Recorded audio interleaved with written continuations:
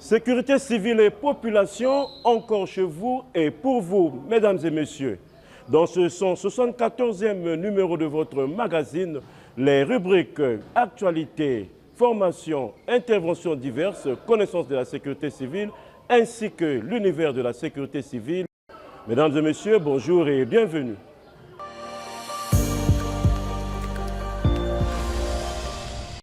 À Sibiti, dans le département de la Lékoumou, la sécurité civile a célébré le mardi 24 mars 2026 en différé la journée mondiale de la protection civile avec un accent sur la gestion des risques environnementaux.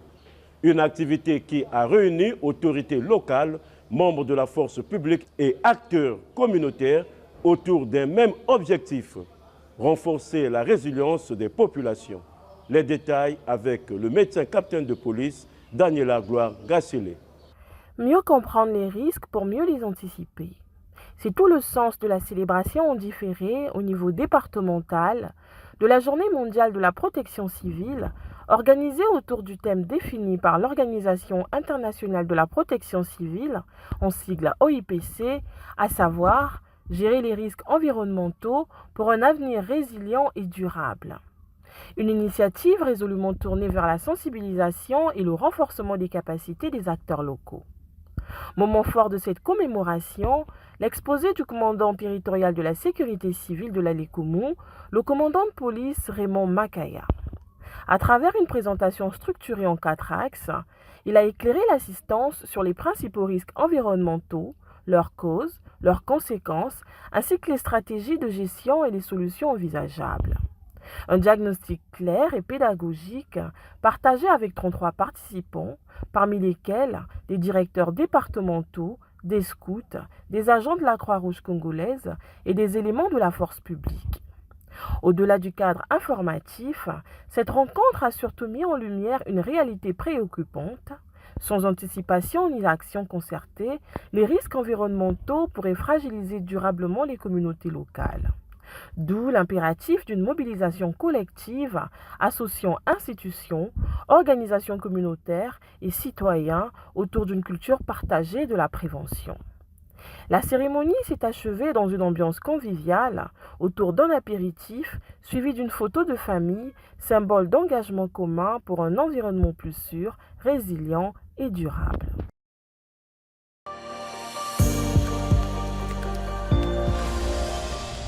Du stage sur le renseignement d'origine source ouverte Roseau à celui sur le rôle d'officier de garde compagnie, en passant par la formation sur la recherche des causes et circonstances des incendies RCCI, le siège du commandement de la sécurité civile s'est transformé en véritable laboratoire de compétences à la faveur des séances de restitution organisées les 17 et 20 mars dernier. Sous l'autorité du colonel-major de police Serge Pépin Itoapoto, commandant en second, 3 officiers de retour de formation ont partagé leur acquis pour forger une unité plus moderne et réactive. Les détails sur ces journées de transfert de compétences avec l'adjudant de police Georgelin Massamba. Le savoir ne vaut que s'il est partagé.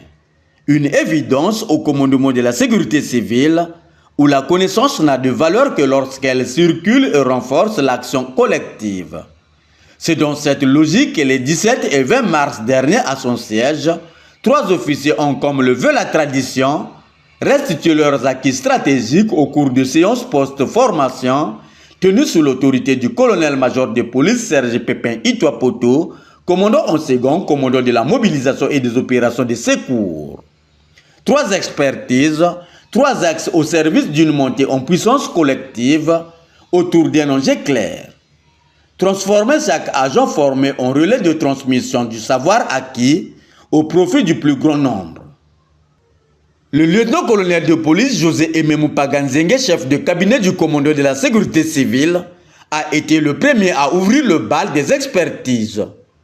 De retour de l'Académie internationale de lutte contre le terrorisme de Jacquesville en Côte d'Ivoire, il a dévoilé les arcanes du roseau pour renseignement d'origine source ouverte, encore appelé OSINT, Open Source Intelligent. Loin de la simple théorie, l'officier a livré une immersion technique détaillant des modules de haute précision. Recherche avancée, enquête simulée sur des organisations, reconnaissance d'images et géolocalisation. Le chef de cabinet a d'ailleurs plaidé pour la pérennisation de ces formations spécialisées. Sa vision, créer un réseau d'échange post-formation pour fluidifier la coopération opérationnelle inter-services. La session a réuni 21 participants et cela c'est l'une des richesses de cette formation. On avait 5 pays et des stagiaires issus de divers horizons, des professionnels de renseignement. Les douaniers, moi qui représentais la sécurité civile, les eaux et forêts et l'armée. On nous préparait comme des petits espions, mais avec un terrain bien défini, l'Internet. Rien que l'Internet. Nous avons eu des cours théoriques pour préparer l'environnement Internet. Il fallait avoir le Proton, qui est une création des Suisses. C'est un logiciel qui vous permet de naviguer sans vous faire connaître. Avec cet élément au milieu, et là-bas, je prends un nom d'emprunt. Le Proton donne un autre nom, parce que c'est un service reconnu, suisse, et on voit ce service-là. Mais vous, vous êtes caché. On doit donner les images, une photo par exemple, on doit retrouver c'est qui. Donc on procède à la recherche inversée, on fait rentrer l'image, et on retrouve toutes les photos qui ressemblent à ce monsieur, avec les noms, tout ce qu'il faut. Et s'il faut infiltrer aussi les réseaux sociaux, votre compte Facebook, votre compte Instagram, tout ce qu'il faut, on rentre. Les forums, tout ce qui se passe, les plateformes, on peut infiltrer. Ce qui fait que si vous avez des photos de nu, vous avez partagé votre ami, nous on peut retrouver ces photos-là, même quand c'est effacé. Il y a l'outil Wayback Machine qui nous permet de retrouver à une date précise toutes les informations qui n'existent pas sur le net.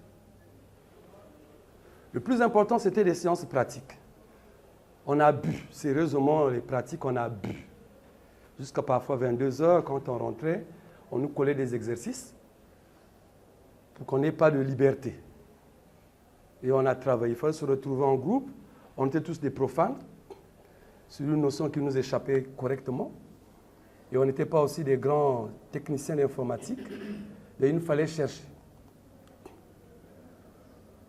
Au total, le groupe que j'avais en charge, le groupe 2, on a eu à faire, je crois, 7 exercices. En 2 semaines, ce n'est pas du mou. Chaque jour, on avait presque d'exercices. Et il y avait les encadreurs qui étaient là pour discuter à la fin de l'exercice. La diversité des participants nous a enrichis davantage parce qu'on avait connaissance des pratiques des uns et des autres dans leurs pays respectifs. Tout se passe en ligne. Nous avons ceci en avantage, c'est qu'on peut infiltrer les grands forums. Il y a par exemple un outil qui m'a intéressé, NasaFilm. Un outil qui en temps réel vous donne sur une carte tous les lieux où il y a des incendies dans le monde. Vous faites rentrer l'outil, vous avez la carte avec Live UMAP, qui est aussi un outil qui nous permet de naviguer. Vous retrouvez l'endroit, vous tracez l'endroit, les distances, la ville, tout ce qu'il faut.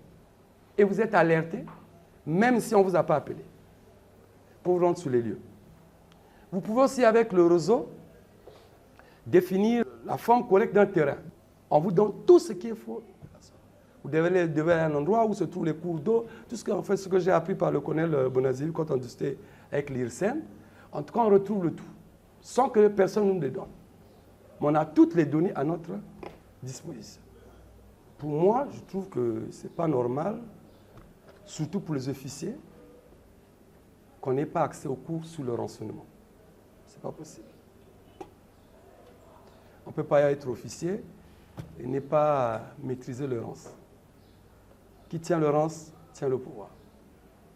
Je parle là devant un commandant, il connaît très bien la place du renseignement dans nos axes. Même au niveau de la sécurité civile. On a besoin de rance. Il est plus urgent qu'on insère ces cours, la formation de nos personnels. Très important. Il y a un cycle de vie pour l'OSINT. C'est comme le cycle pour le renseignement. D'abord, définir les objectifs, et puis rechercher les sources. À partir des sources, collecter les données. Après les données, analyser et préparer la décision. Donc c'est toujours un élément qui prépare la décision du chef. Et quand on a fait cela, on a donné au chef, le chef peut prendre une décision en connaissance de cause.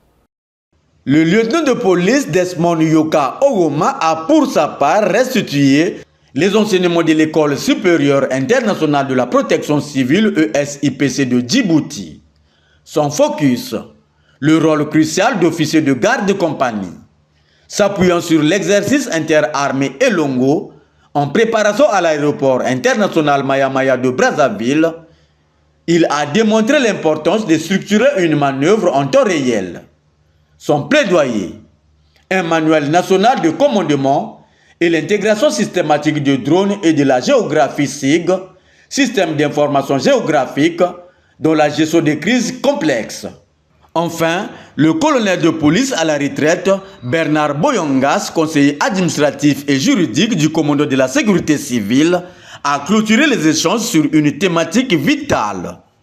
La recherche des causes et circonstances des incendies RCCI, suite à un stage animé par des experts de la protection civile française au commandement de la sécurité civile. Il s'est prononcé pour la création d'une unité spécialisée en investigation incendie, équipée de kits modernes de détection des résidus et de logiciels de modernisation post-sinistre. Pour donner corps à cette ambition, le conseiller préconise l'élaboration urgente d'un cadre juridique adapté, garantissant une collaboration claire et sécurisée avec la police judiciaire, la justice et les compagnies d'assurance. En érigeant le partage du savoir en règle d'or, le commandement de la sécurité civile forge une force opérationnelle plus résiliente, capable de répondre avec une réactivité chirurgicale aux défis sécuritaires du XXIe siècle.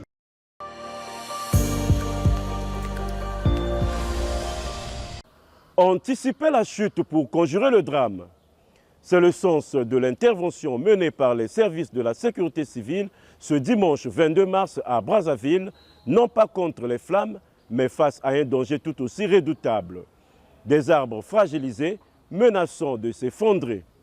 Du centre de santé intégré Jeanne Vial à Wenze, au quartier dit La Ferme à Talangaï, les hommes de l'unité polyvalente d'intervention ont conduit des opérations d'abattage et de morcelage avec précision afin de lever ces périls et garantir la sécurité des riverains.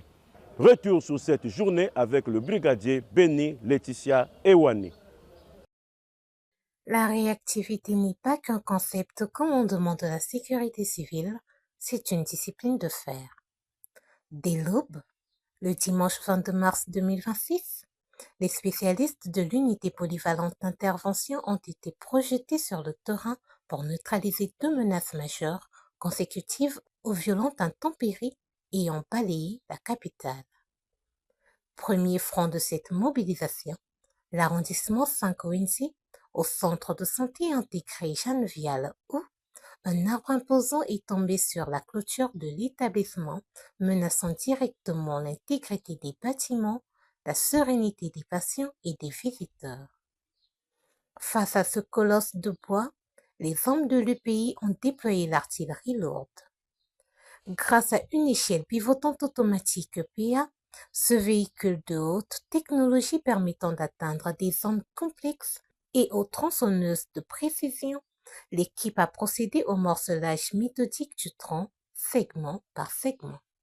En quelques heures, la menace a été totalement écartée, rendant à la structure sanitaire sa pleine capacité opérationnelle. Simultanément, une seconde équipe investissait le quartier d'Île-la-Ferme dans le 6e arrondissement Talangay, le 2e front. L'enjeu, ici, était de traiter un manguier déraciné tombé à l'intérieur d'une parcelle privée. Au-delà des dégâts matériels sur l'habitation, l'arbre menaçait de sectionner des câbles haute tension de la Société Énergie électrique du Congo. Par une manœuvre combinée d'abattage et de morcelage, les agents de la sécurité civile ont éradiqué le danger imminent, évitant ainsi un potentiel court-circuit et une interruption de fourniture de courant électrique dans le quartier.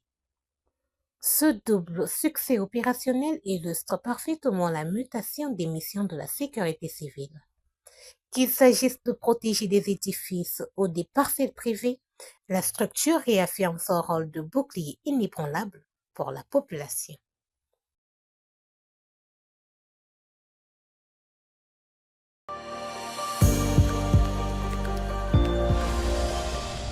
Face aux flammes, elle est l'arme absolue. Sans elle, le plus moderne des camions de pompiers n'est qu'une caracasse d'acier, une armure vide et impuissante face au brasier. Je parle de l'eau, ce nerf de la guerre dont la maîtrise sépare souvent le succès du désastre. Mais d'où vient cette eau qui permet de dompter les flammes? Comment nos unités garantissent-elles un débit constant sur un sinistre? Aujourd'hui, nous plongeons dans les coulisses de l'approvisionnement en eau. Des réseaux urbains sous pression aux manœuvres d'aspiration en milieu naturel. Découvrez dans cet entretien du brigadier chef Krishna Kayama Pembe avec le lieutenant de police Samson Ibombo comment la sécurité civile organise sa survie hydraulique pour mieux vous protéger. Suivons. À l'entame de notre entretien, une vérité sur le terrain. Quand une alerte incendie retentit, la rapidité d'intervention est essentielle. Mais au-delà de la course contre la montre, une autre bataille se joue sur le terrain. Celle de l'approvisionnement en eau. Car sans eau, impossible de maintenir l'action et de venir efficacement à bout des flammes. Mes respects, mon lieutenant. Bonjour, brigadier chef. Alors, dites-nous concrètement, mon lieutenant, d'où provient l'eau utilisée par les sapeurs-pompiers? L'eau approvisionnée par les sapeurs-pompiers repose sur 2 points d'eau, les hydrants et des points d'eau aménagés. Les hydrants sont des bouches et poteaux d'incendie reliés sur le réseau public de l'eau potable, alimentant nos engins sous pression de 1 bar. Sur les points d'eau aménagés, nous avons des points d'eau artificiels et des points d'eau naturels. Sur les points d'eau aménagés, nous utilisons notre véhicule pour aspirer l'eau et alimenter nos engins. Voilà la provenance des eaux que nous utilisons. Merci beaucoup, mon lieutenant, de nous avoir éclairci sur des points d'eau essentiels. Pouvez-vous nous parler des bornes d'incendie, des points d'eau ou des citernes relais que vous mobilisez? Les points d'eau, nous avons nos véhicules qui sont conçus avec des citernes approvisionnés par l'équipe BAL, qui est le binôme d'alimentation, spécialisé pour l'alimentation en eau, moyen d'un tuyau de 70 mm de diamètre connectant sur l'engin et sur le poteau d'incendie, en tournant le volant du poteau d'incendie à 13 tours pour avoir 1 bar de pression pour alimenter l'engin. Au cas où il n'y a pas la pression ou bien la correlaise des eaux n'alimente pas le réseau, nous sommes obligés d'aller sur les points d'eau naturels, ce qu'on vient de parler, tels que Mamiwata. Toujours avec mon équipe BAL, nous établissons la ligne d'aspiration avec des tuyaux d'aspiration. Nous mettons le flotteur pour éviter que le tuyau se pose sur le sol. Nous mettons la crépine pour éviter que le véhicule aspire la saleté. Et les pierres qui sont là pour éviter que ça endommage la pompe. Une fois nous avons installé la ligne d'aspiration, nous aspirons pour alimenter nos engins. Hormis nos véhicules, nous avons des motopompes remorquables par un véhicule pour la même mission d'alimentation de l'engin par aspiration. Nous avons encore des motopompes portatives qui jouent le même rôle. Donc, si c'est pour les bornes, nous avons des citernes de réserve, des bâches à eau, des lacs et des rivières. Voilà les bornes qui nous permettent d'avoir de l'eau. Merci mon lieutenant. Mais sur le théâtre des opérations, comment faites-vous pour garantir une alimentation continue et un débit suffisant, surtout face à un incendie de grande ampleur? Merci, brigadier chef. Dans notre équipe, nous avons celui qu'on appelle le chef d'agré. C'est lui, le chef, il commande le personnel et le matériel. Quand ils arrivent, avant d'intervenir, il fait sa reconnaissance. Il pense que la quantité qu'il a menée par rapport à l'ampleur du feu, il regarde d'abord aux alentours, là où il est sur les lieux, s'il peut avoir un hydrant ou bien une bâche à eau sur place, en somme, ils peuvent s'approvisionner. Mais s'il n'y a pas la bâche ou les hydrants, il fait appel au renfort. Donc, si lui était parti intervenir avec un camion de 3000 litres, nous envoyons un véhicule de 10 000, de 12 ou de 17 000 pour venir approvisionner ou ravitailler les véhicules sur le terrain pour renforcer la capacité opérationnelle jusqu'à l'extinction finale. Voilà comment nous procédons. D'après tout ce que vous venez de nous relater, mon lieutenant, quelles sont les difficultés que vous rencontrez en matière d'approvisionnement en eau? Merci, brigadier chef. Au départ, on avait des difficultés parce que les points d'eau étaient éloignés et il fallait faire des va-et-vient pour se ravitailler. Mais actuellement, nous avons des véhicules qui ont une capacité de 10, de 12, de 17 000 litres, capables de renforcer les équipes qui sont sur le terrain 3 heures du temps. Donc quand ils arrivent, 3 heures du temps, ils sont fixes en train d'approvisionner les autres qui sont sur le terrain et ils interviennent jusqu'à l'extinction finale.